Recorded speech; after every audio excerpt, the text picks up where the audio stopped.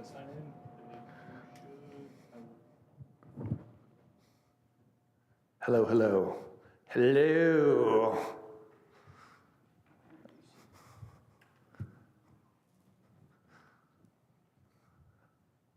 We're getting it figured out.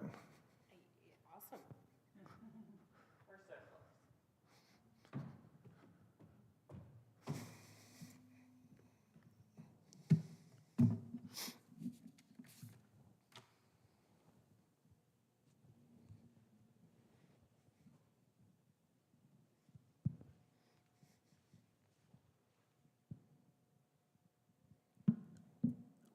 We're almost there, Katie.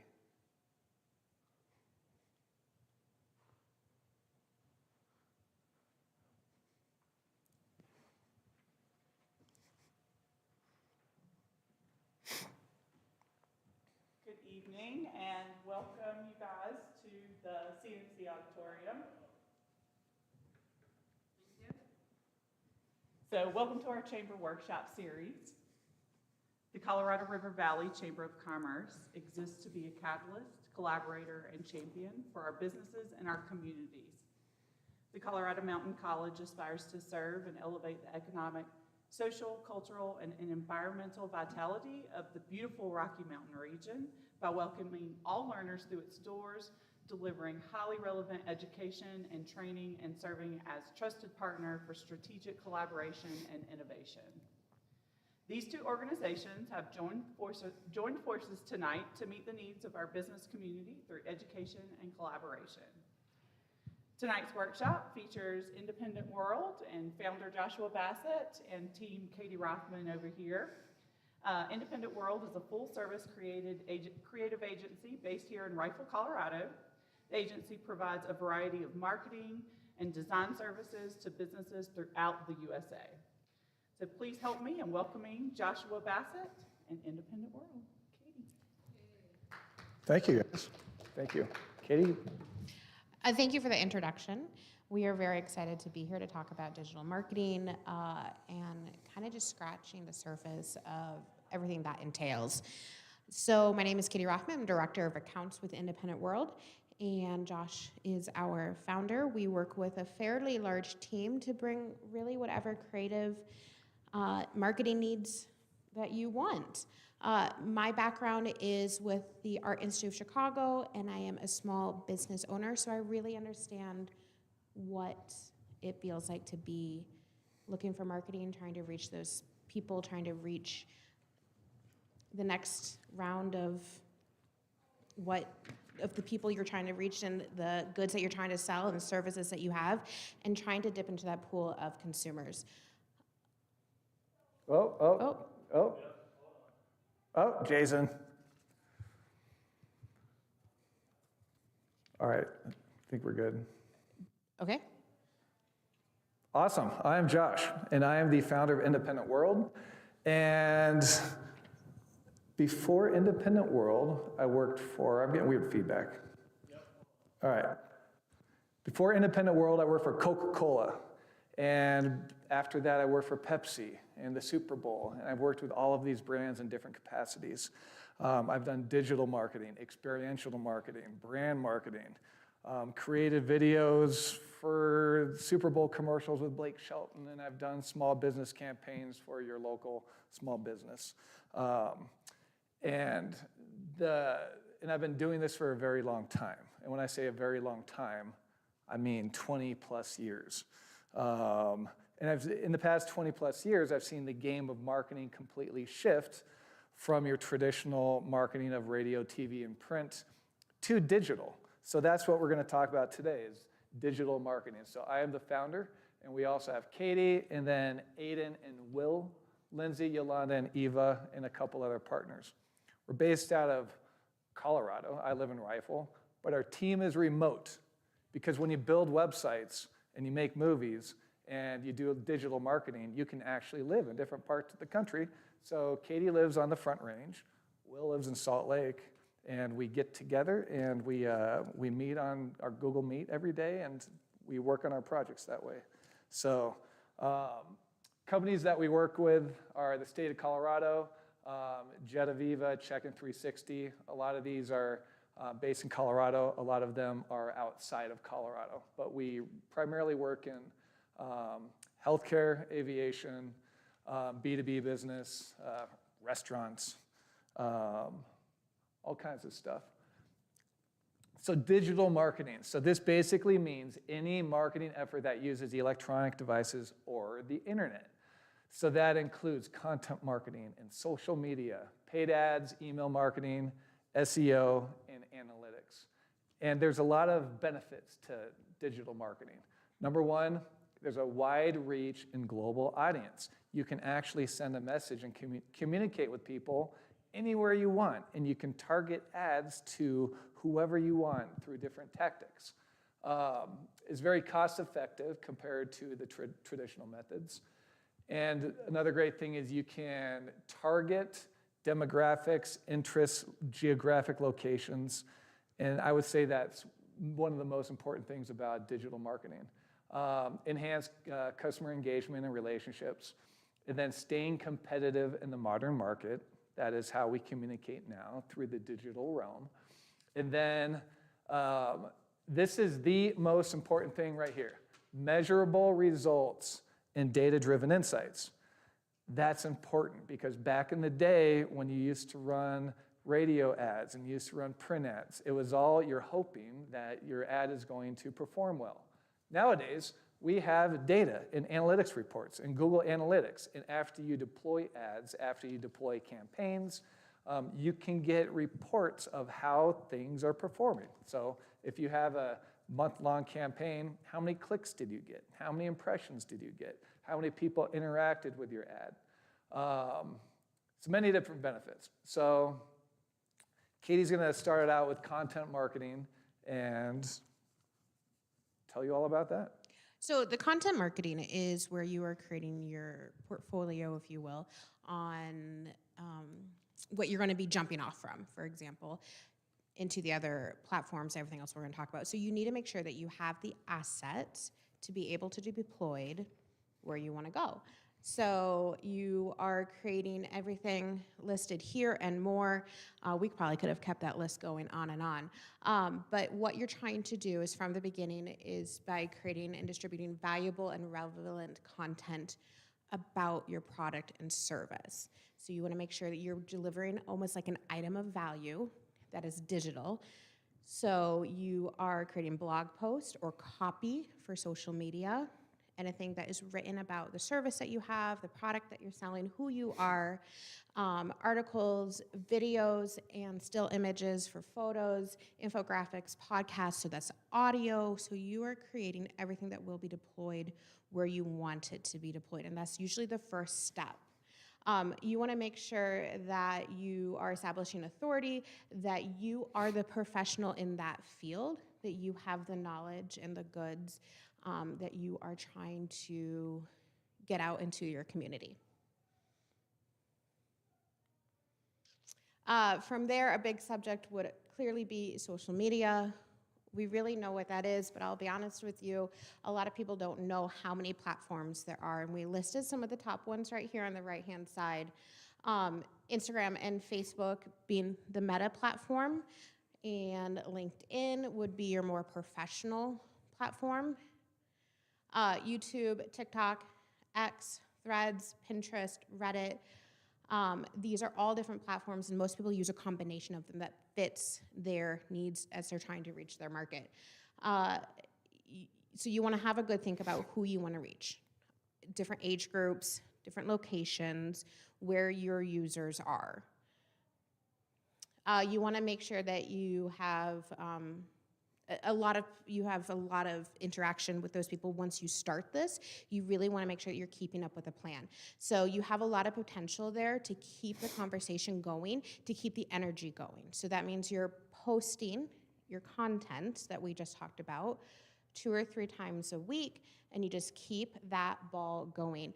I usually recommend that you start out with 1 or 2 platforms and you do it really well before you start branching off into other ones, or it can kind of quickly feel a bit overwhelming. So choose the platform that fits best for you. You want to go ahead and be creating valuable and engaging content plan ahead. What is in your season? What is in your year? What is in your month that you want to talk about, and you know your stuff. You are the keeper of that information. The community management is interacting with followers. So when people go ahead and like your page or make a comment or like a post, that you can interact with them. It is direct communication, and you keep that energy going, and they're more likely then to return. From there, we have a bigger subject about social media advertising that I will hand it off to Josh about what that world looks like on these platforms. Right. Before we do that, I'm going to talk on the platform selection. Katie already talked about it, but I just want you guys to really think about it. The platform selection is very important because every platform has its own specific audience, its own goals. So if I am a clinic in Western Colorado and I want to choose a social media platform to promote my clinic, TikTok and X, formerly Twitter, is not going to be the way to go.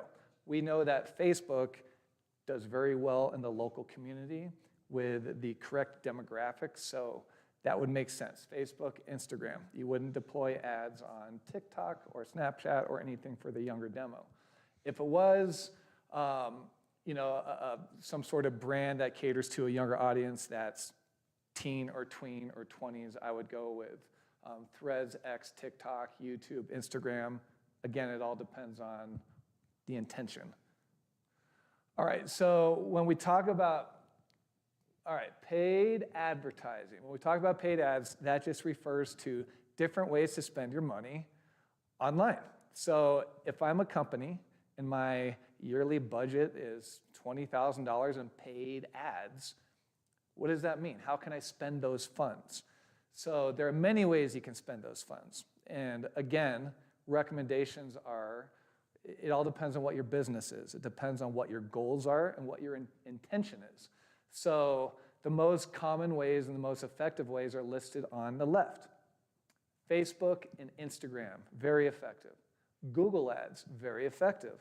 LinkedIn, very effective for certain industries, like these are just different tactics. YouTube pre-roll video ads, local media digital ads. What that means is in our area, we have a paper called the Post-Independent. Aspen has the Aspen Times. Both entities have a website, and they get traffic of upwards of 20,000 visitors per month. So they offer banner ads, and they offer different types of display ads and email marketing ads and all of that. So aligning yourself with a local media partner who has a digital outlet is also very beneficial, specifically in areas like this. And then music streaming. There's Pandora, there's Spotify, there's Apple Music. So there are always ways to spend money through those platforms. But the big benefits of paid ads, is that you can really target keywords. So what people are searching for, that will trigger your ads. So if people are looking for, whenever you're online looking for like a weed whacker and you're looking around, you're going to start seeing weed whackers pop up in your display ads. Targeting, we use this daily. So geo-targeting ads in certain parts of the country. We work with a B2B company that's an app-based software company that helps organizations check in. So attorneys, physicians' offices, things like that. So in terms of like where we are targeting those ads, we're looking at the highest concentration of, right now we're targeting attorneys' offices. So we're looking at the highest concentration of law firms and attorneys in the southern United States and deploying ads in those markets because that tactic has worked with other campaigns that we've done. And then just managing, for all of this, people always want to know, what does this cost? What does this cost? Social media, last one. What does social media cost? It all depends on, if you want an agency to do social media, it's going to cost $500 on the low end, upwards of $20,000 on the high end, and that's per month.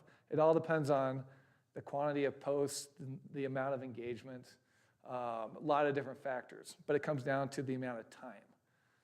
So when it comes to paid ads, How much do you need to spend to make a difference? That is what people want to know. And it all depends on the tactic, because Google Ads is going to be different than LinkedIn, than Facebook. So Facebook, we know that in order to move the needle, you have to spend about $10 a day. That's what's recommended. So if you're going to do a campaign and you have a set amount, that's $100, $200, $2,000. We just recommend, you're going to see a splash for at least $10 a day, and that's on the minimum, upwards of $100 a day, and so on. But there are many different ways and many different tactics to deploy paid ads. So here are some ads. Again, you see these every single day when you are online. We know that video ads perform well and perform significantly better than static ads, than just a photo. And the engagement is probably twice as high compared to videos opposed to a photo or just info. And often much more. They feed through the system a lot differently. If it's a static ad versus a reel that you're watching, a short video. And think about what you're doing at night. What is captivating you? And then you can apply to what you want people to see on your end. So I would say that all right, so we recently deployed a video ad. We can't play it here, but let's pretend we played it. So this is just a good way to gauge the amount, I guess just the response and just the, okay, cool. Information on an ad spend. So this is a meta ad spend. So with a $200 ad spend, I think it's $197.85, the amount of impressions and reach and views that our video ad received was 25,892. That's really good. And the reach was 12,994. Link clicks was 407.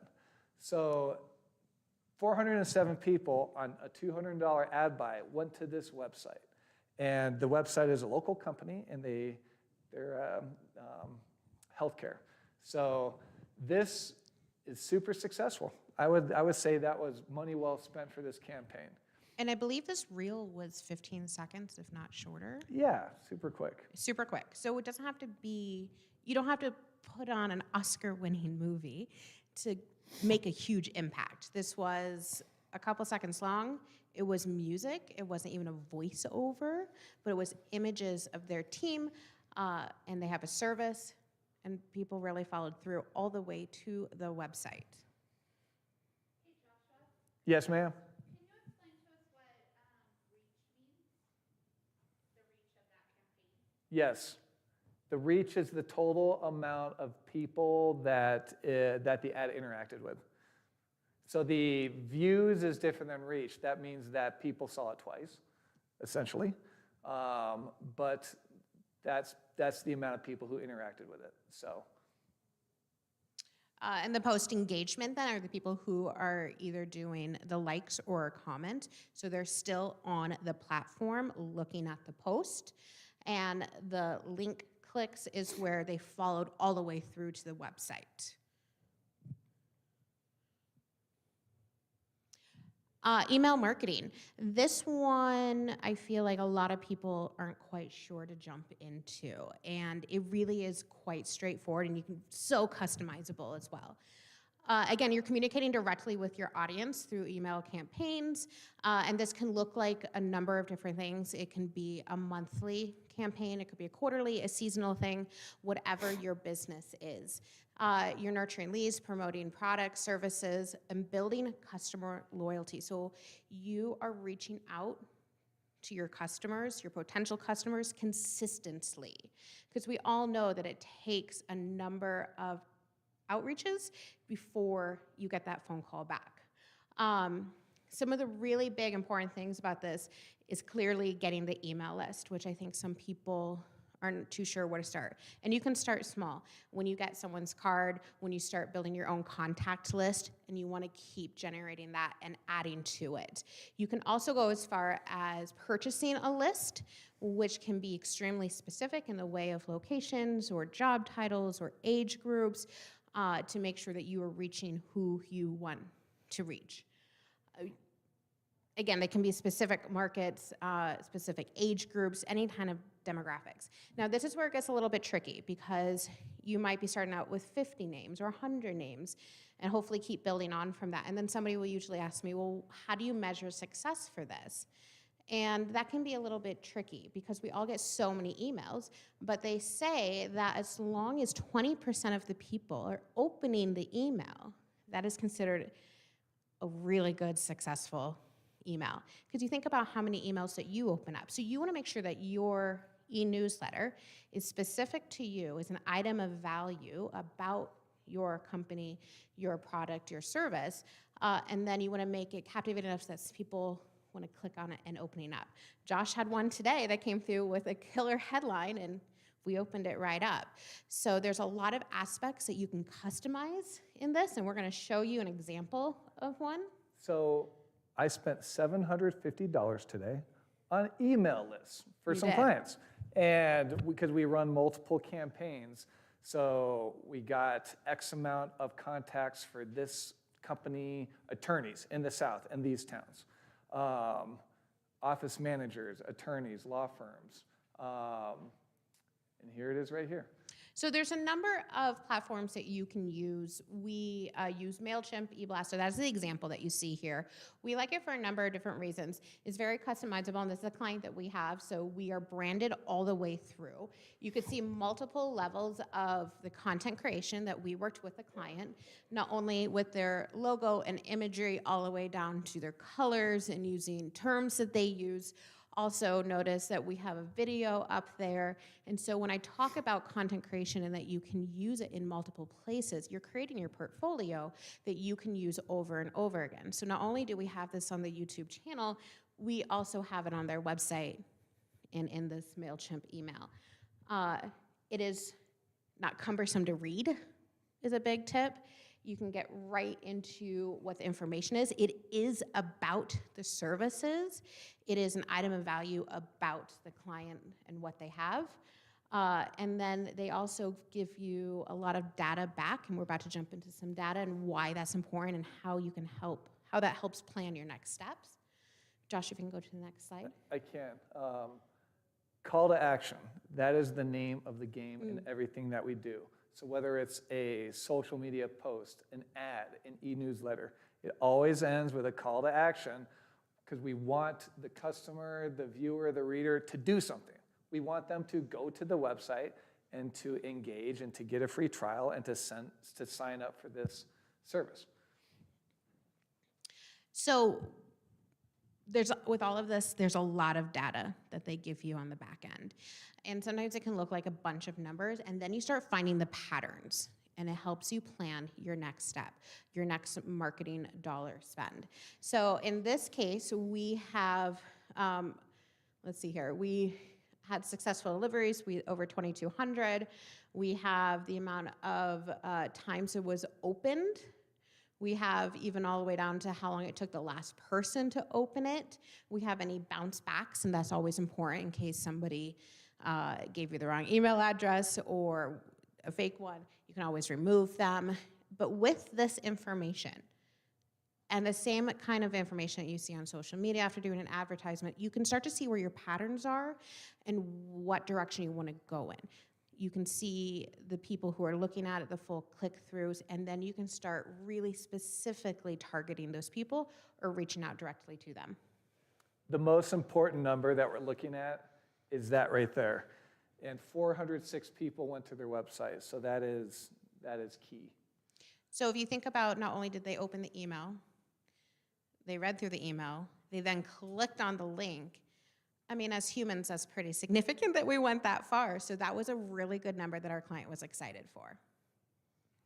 All right, now SEO. Raise your hand if you know what SEO is. What is it?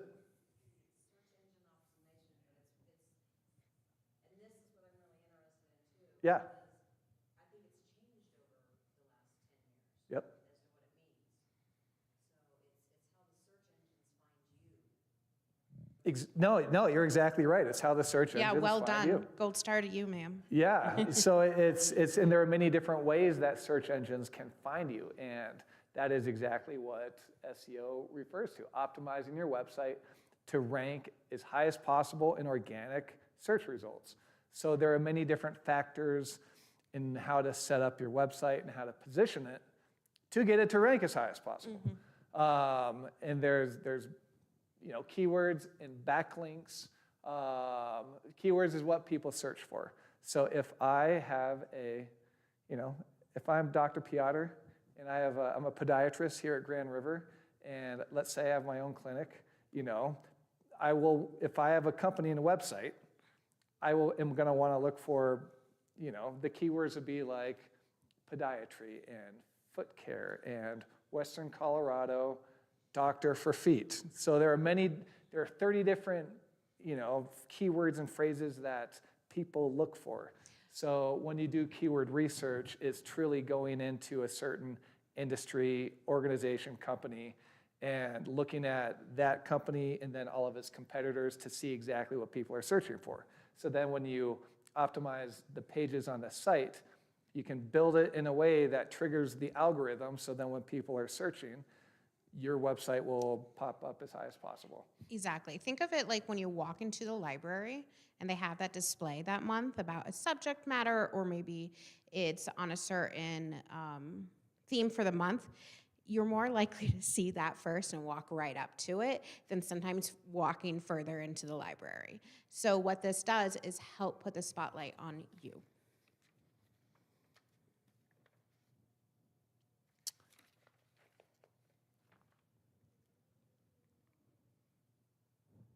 Here's our SEO, some graphs. So Graphs and numbers. Yeah, so what this is, and I know it's a little bit hard to read for you all out there.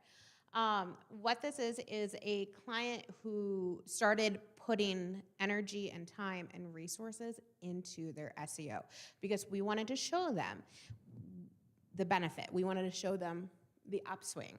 And that is what we are seeing here. So we can see some patterns. We can see when maybe they deployed a campaign online.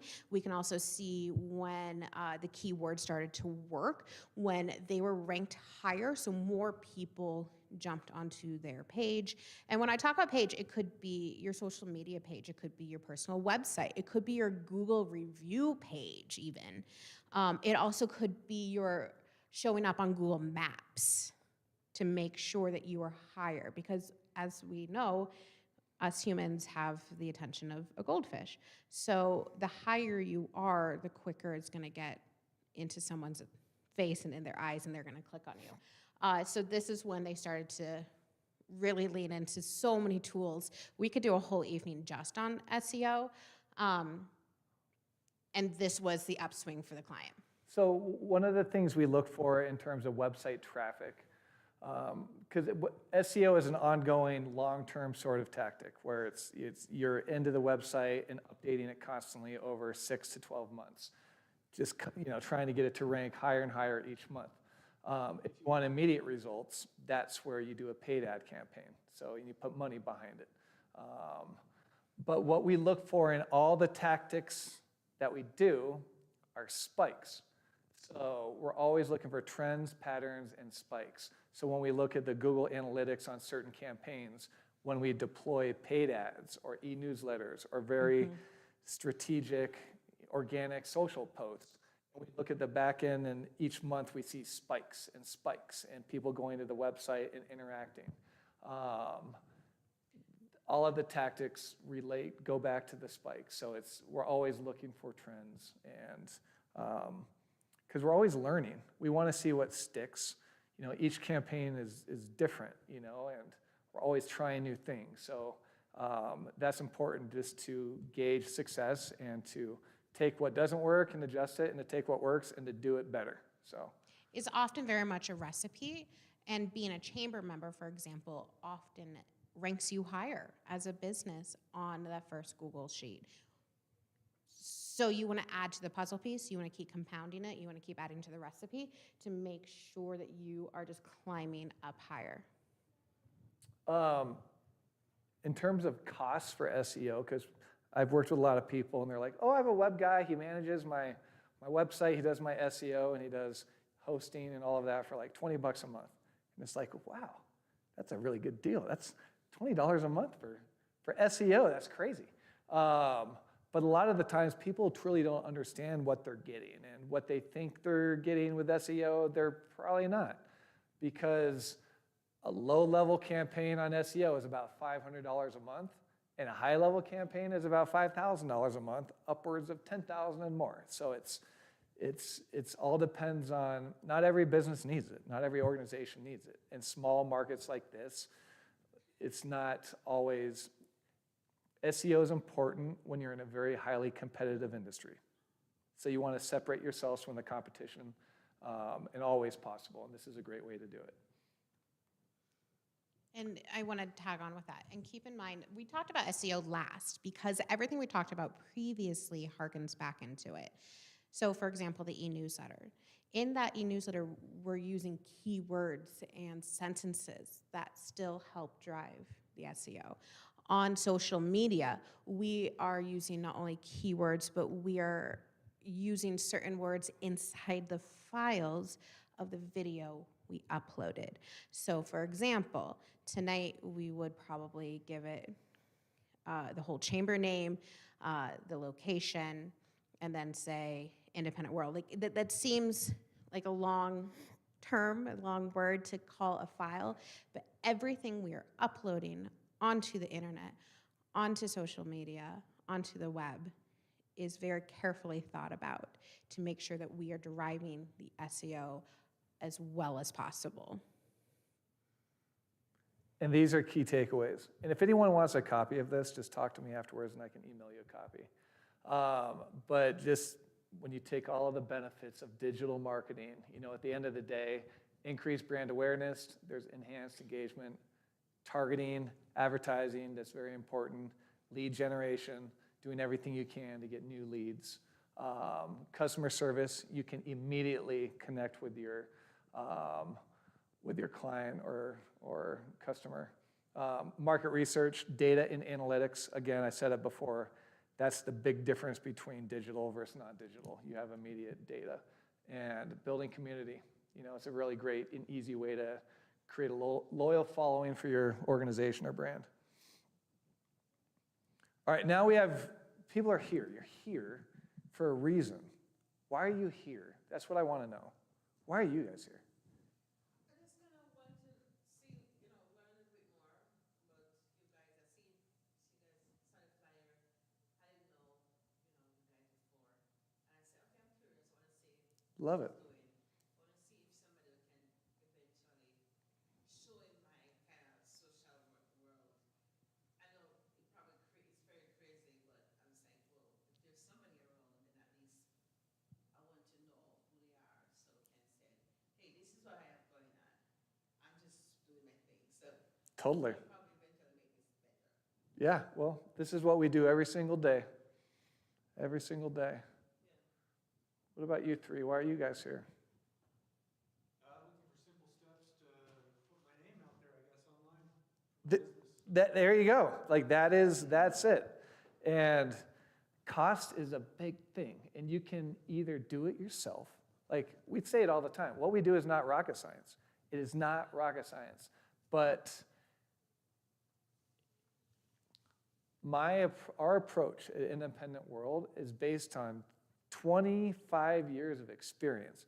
Because working at, so dealing with us, you're going to have a different experience than dealing with somebody else, So it's like you can do it yourself or you can hire somebody else to do it. And if you hire somebody else to do it, there's many different people. There's your cousin. I got a cousin. My cousin builds websites. He's really good. Or you can hire an agency. Or you can do it yourself on Squarespace. And it all depends on where you're at. It depends on your budget. It depends on your cash flow. It depends on what you need, So. And what kind of return you're looking for. Totally, yeah. Because we know that organizations need to spend between 3 to 25% of their total gross on marketing. And they're going to spend a higher percent on that if they sell stuff. So if their business relies on selling units, they are going to spend a lot of money on promoting the units that they're selling. So what questions do you have? Or is there a subject we can go back to and slow down a bit and dive deeper into? We're happy to do that as well. I would say my biggest advice is to come up with a plan and stick to it. So if you have an hour or two a week, sit down and do that and come up with what you want to do, where you want to spend your dollars, where you want to spend your energy. It is an engine that needs to keep going, because once it gets cold and slows down, it's harder to get going again. So you got to keep it up. You got to keep the momentum up, not only for you, but people then see it. It gets fed through the system more. The algorithm likes you more. The people will interact with you. The more words you use, the keywords you use, the imagery you use, the content you use. People want to keep returning to that book and to that story. Aaron. So my most important question is, how many emails are too many emails in a week? Oh, that is fantastic. Now, is it the same email, like the same style? Is it like a weekly calendar, and then the next day is a reminder, and then the weekly calendar again? Like, is it the same, or what are we talking about? Generally all different. It might be like a newsletter, might be an event reminder, and then maybe it might be an email blast from a member. I would say that every organization is different. If your organization is the Western Garco Chamber of Commerce, then it is expected that you're going to send out a good amount of e-blasts. So I would say that 1 to 2 is a safe number. A week? Yeah, Is 1 to that 2 per week, don't want it to be too spammy. And then in that case, I also wouldn't keep them too long and detailed, because then you will get somebody who is overwhelmed and doesn't consume anymore. You did see that newsletter we have up there. We do that about once a month. And even then, it was a quick consumable. You can read it in under a minute, get the information. And again, it's specific about the client, about what they sell and their services. Stick to that. Don't be that 1980s broker who wants to sell your house, but here's the favorite apple pie recipe. Be the professional in your industry and show that knowledge. Although I welcome any apple pie recipes.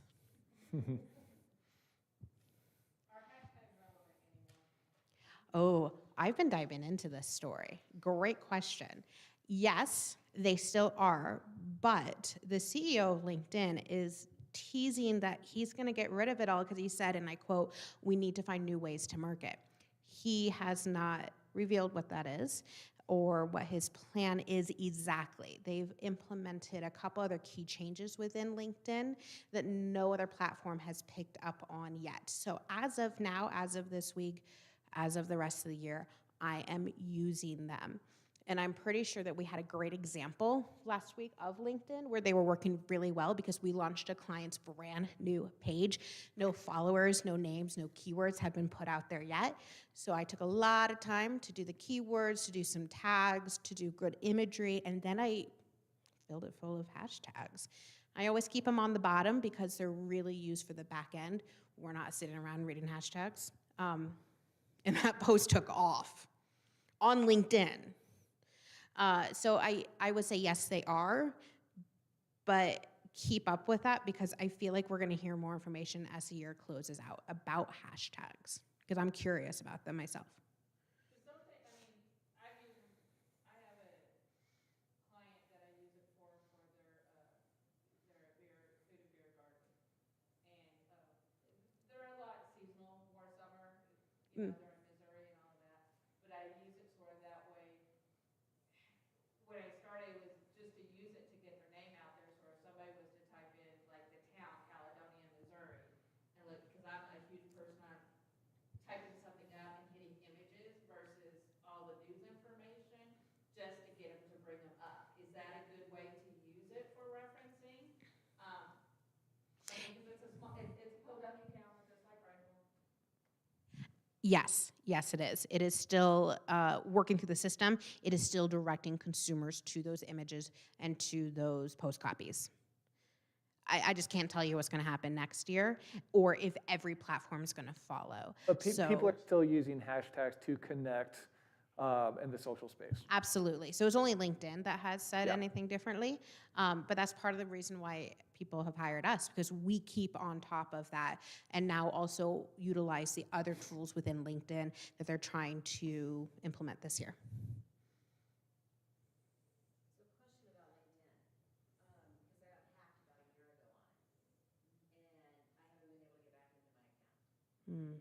Because of course they want your driver's license and all this other kind of stuff now to verify who you are.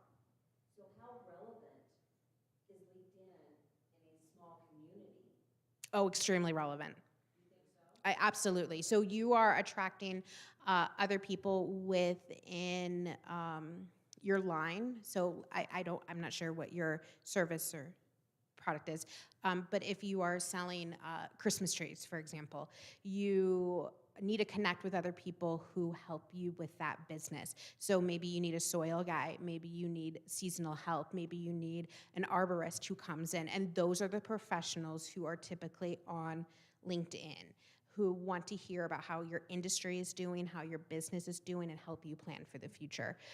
So when you're posting, you're strategic with different platforms, and that would be the strategy for LinkedIn. As a professional who also owns a small business, is my favorite platform. And for recruiting and hiring, LinkedIn will always be the lead. Always be the lead. And so in that case, it's good for you personally if you ever are interested in another job yourself or a partnership. Yeah.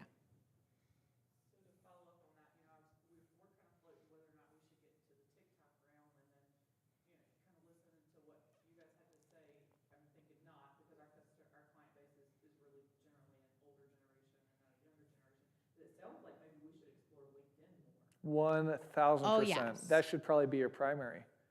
I really, It wasn't even a blip on my radar, really. pardon me? It wasn't even a blip on my radar. Yeah, I feel like the Chamber of Commerce, the most important social media is LinkedIn because it's the professional social media network. So it's all about business. It's all about building business. That is it. That's the goal. And the funkiness that can sometimes happen on other Wild West platforms is not on LinkedIn. It's peaceful, it's nice, it's communication. I love it.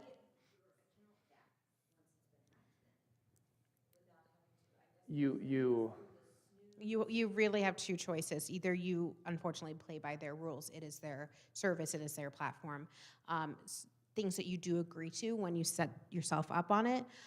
Your other option is to completely start over again. And I don't know what your analytics, what your numbers looked like, but it also sounds like you've been gone for a while. So that is really your two choices. Do you have input? It sucks when you have to start over. It stinks. It really does. I've been on it for 30 years. Oh. Different industry type, but all business. And then coming here and then getting hacked. And then they, it's like they want my firstborn is how they're asking me to verify myself. Yes, because there has been so many scams out there. They want to make sure that you are who you say you are. And rebuilding will take time. You should fairly quickly, because the way LinkedIn is set up, where it's like, if you're like first degree, second degree, third degree, it should start to trickle in faster than other platforms of your connections. So take a little bit of comfort in that and knowing that if you reached out to me, then you would start to be able to reach out easily to my connections, to Josh, to Aaron, and boom, boom, boom. That is the really nice silver lining to LinkedIn.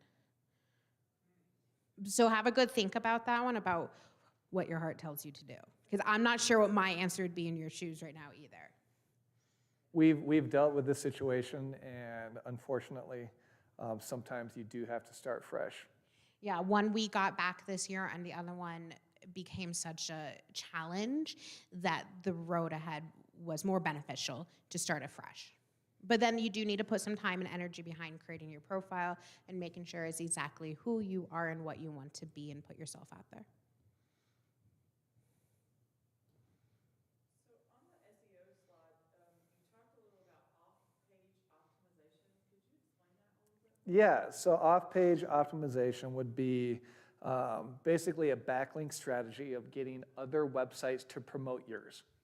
So basically, if I'm the Chamber of Commerce and I have an article on the Chamber of Commerce and you talk about marketing and marketing agencies and, oh, check out this marketing agency, Independent World out of Colorado, they work with these companies, these industries. That would be a backlink that goes to my website. So a backlink strategy in SEO is getting as many backlinks with backlink partners who are all, there's millions of them, and getting referring partners to point back to your website. So yeah, that's what we do for a lot of our clients. And should we be claiming our business on Google?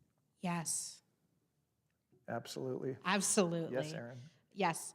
And then build it out as much as you as possibly can. You can add your own photos, I believe up to 20, and you can do photos and short little videos as well.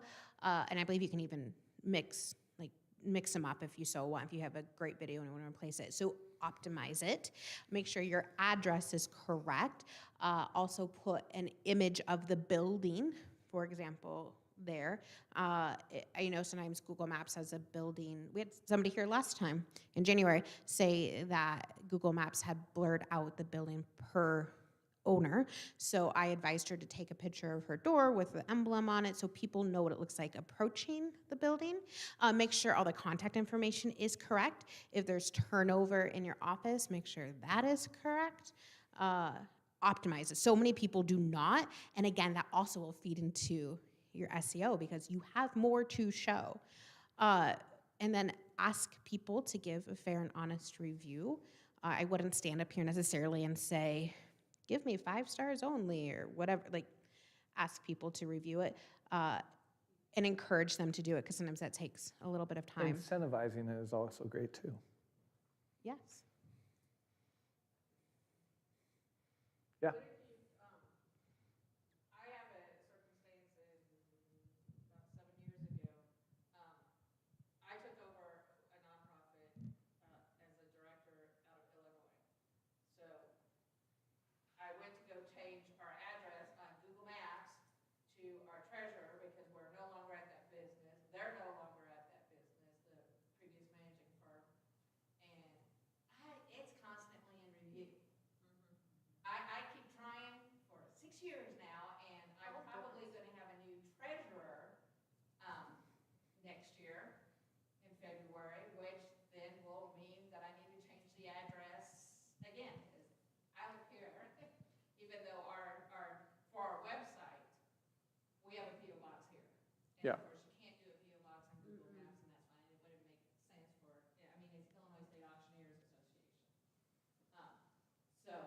But trying to get it, it's always a review. I mean, it's kind of like a spinning wheel of death. How do you fix that? I went through this last year, and it changed last year because the way that they make you confirm the address, I had to do a live video chat with them, and I had to walk outside of my office and show them exactly where I was, and then I was verified. They implemented that last year. So I think that whatever the new system is, you just have to go through it because they are getting very strict on companies setting up addresses because before it was the postcard system. Oh, we're going to send you a postcard, you just verify it through the postcard. That's not the system anymore. And that was like 2 years ago. So they are adjusting it to make it more difficult because too many people are using fake addresses out there. So it's just a way to clean it up. Aggravating because the address is wrong. And at the worst case scenario, take off the address because it's not correct. You should be able just to communicate with Google and let them know. That's what I was going to say. There is a 1-800 number, and I know that seems like calling God almost, like, but there's even a 1-800 number for Facebook. Keep on that, literally put it on your calendar to put aside time to do that and like psych yourself up and pour yourself a cup of coffee. And then you will get a hold of a real human. All right. Okay. Does anybody have any final questions? Okay.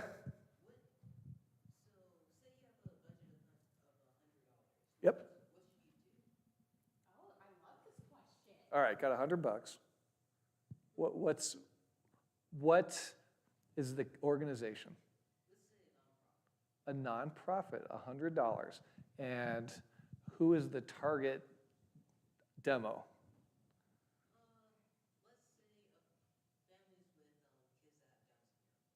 Got it, okay. Families, Down syndrome, nonprofit, so.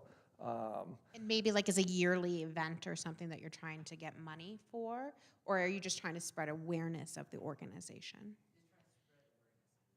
Love it. Got it, I okay. have my answer. I want to know what yours No, is.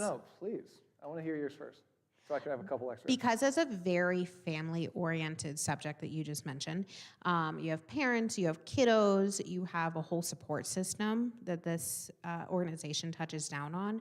I would really focus that one on Facebook because you can be specific or fairly broad with the age group, and that age group of families, of parents, are more likely to be on Facebook. And you could do an ad for $100. I agree with that. I also think that when you're dealing with a nonprofit in a community like this, doing a campaign with the Post-Independent on their digital side, you can do banner ads, you can do specific pages. Maybe there's a page that talks about nonprofits and healthcare. But when you're dealing with nonprofits, you actually get much better deals with a lot of organizations because you're a nonprofit. So a lot of the times they have nonprofit rates opposed to for-profit rates. But I would say Meta, that will get you the largest, casting the biggest net possible to a great family. I would say Meta, Facebook ads, if I had $100. And correct me if I'm wrong, do you all here have Nextdoor? At least for my smaller communities, and I'm in Jefferson County in the mountainside, like Bergen Park, Evergreen, all the way down through Conifer and Morrison and Indian Hills.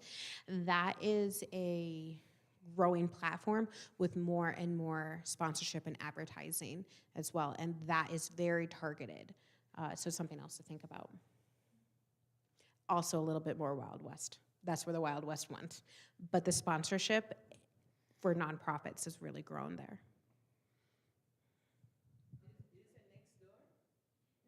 Sorry, Nextdoor.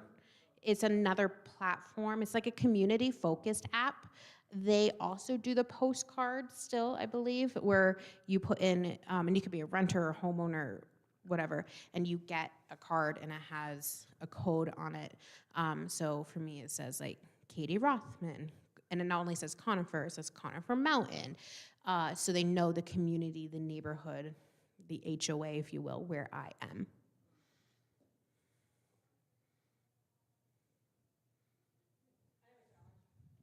Yeah. I work for 2 nonprofits in their auction industry. And basically their membership, they're kind of like a chamber, so I mean, our membership is based on internal. That's not my biggest thing, what I use for like Facebook and all that is we have competitions. One of them has a state competition at the Illinois State Fair coming up in August. Otherwise, we also have competitions in February at our annual convention. And then the one here in Colorado, we have a competition at the stock show. And getting contestants all is one thing. What we want, the goal is to get people to come to the competitions because they're open to public. And I do a lot of Facebook feeds. I've done Instagram on the other one of just, letting people know, open to public, the time, the date, creating some graphics, but. And do you create the event? Yes. And do you add co-hosts?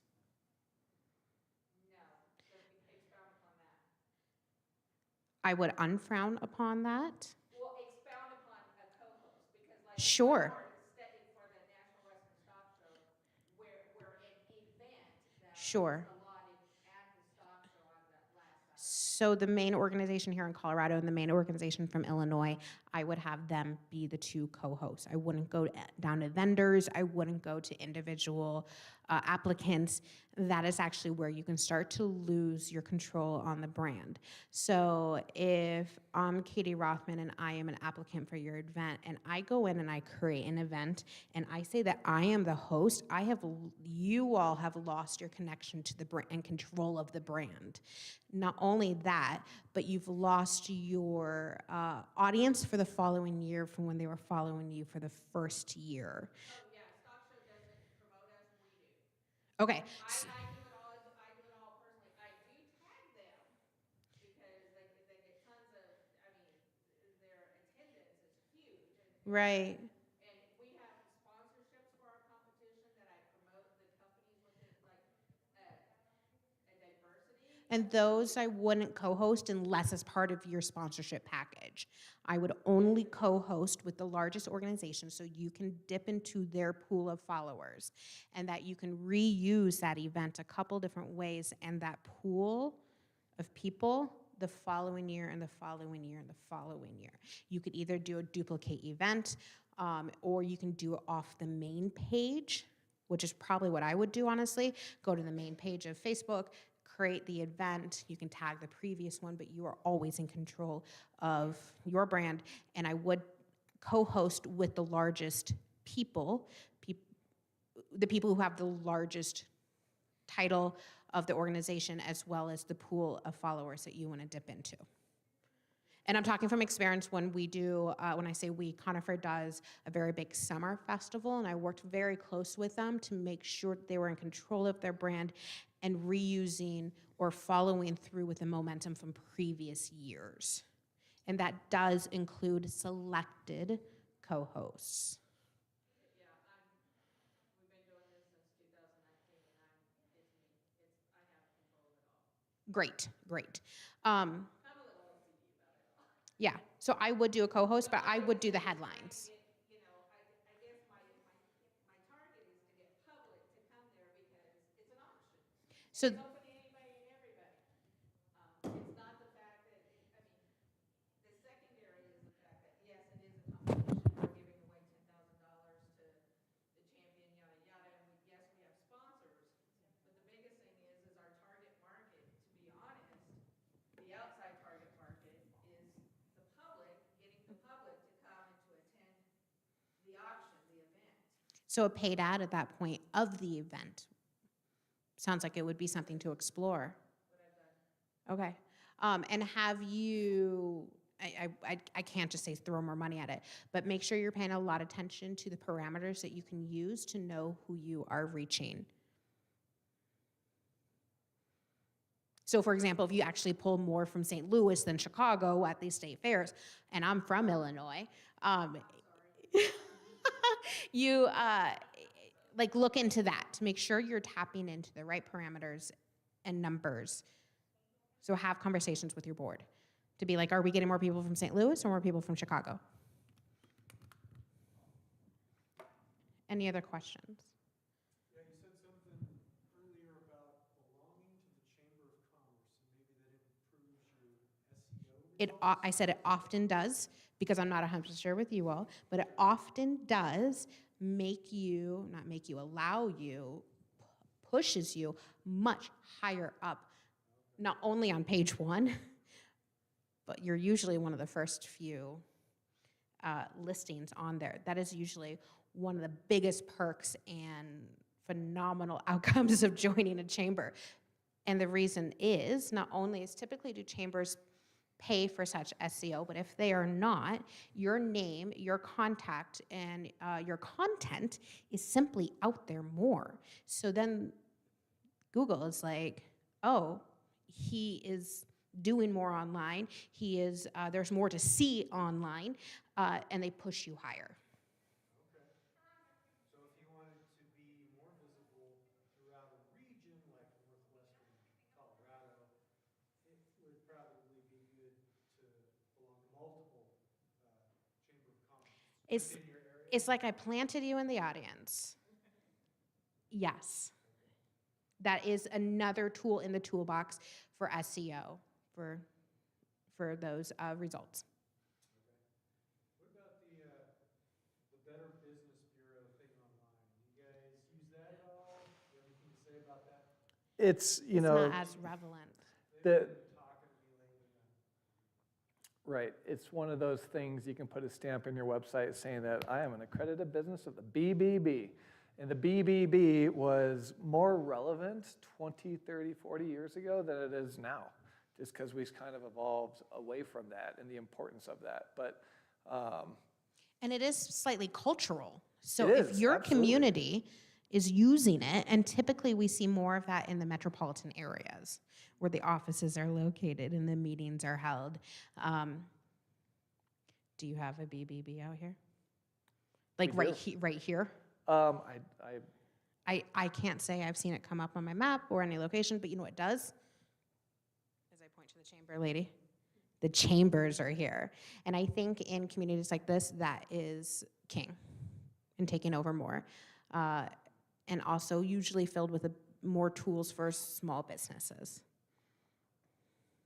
Higher level to sponsor in a chamber, any event, then you typically link it back, your logo's on their site, and then if somebody goes to it, like with our page, all of our high sponsors, you click on it and it goes, I link it directly to their website.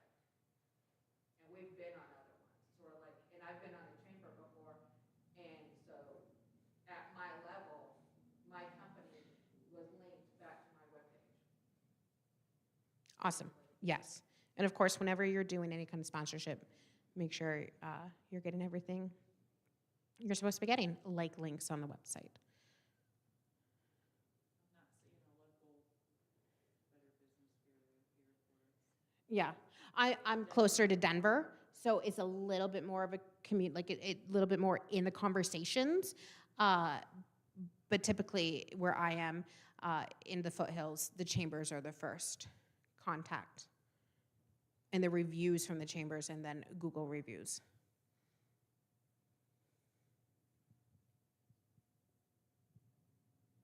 awesome. Yes, sir. I have a question for you. Yeah. How many emails did you get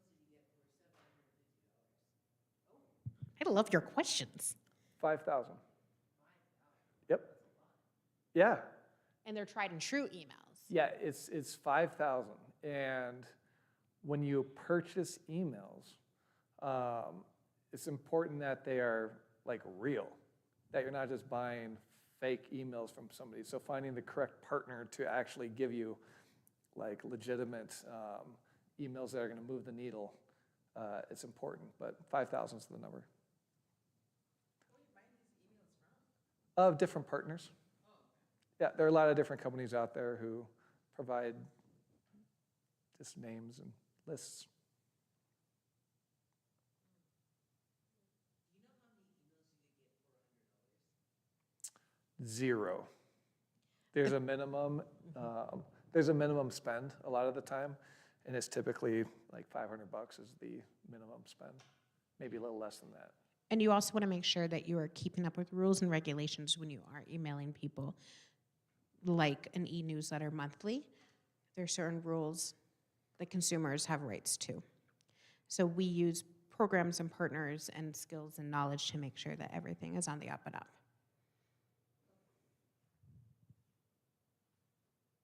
Oh, do you partner? Do you consult with businesses who are just starting out? All the time. Strategize them a plan to see what's working. Yeah. Yep, all the time.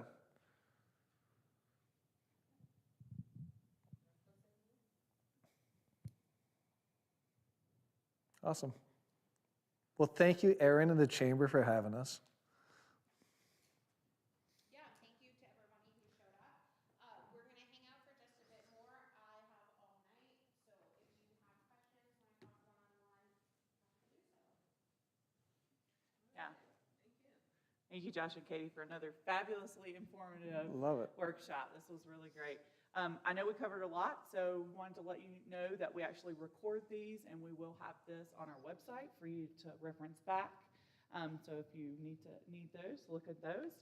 And then we also have a few just short little surveys. We would really appreciate that if you could give us just a bit of feedback so we can know how to improve these and make sure that we're doing everything we can to get you the resources that you want, not just what we pick out of thin air. So our next workshop is going to be on June 18th right here in the CMC auditorium, and we're expecting Tiffany Dixon from AGNC, and she's going to talk a little about business tax credits. So we hope to see you guys there too. Thank you so much for coming, guys. Thank you, guys. That was a good one. Thank you. Awesome. Yeah, thanks for having Yeah, us. you bet. Y'all be safe on your travels. Oh, thank you. Heading over the hill now.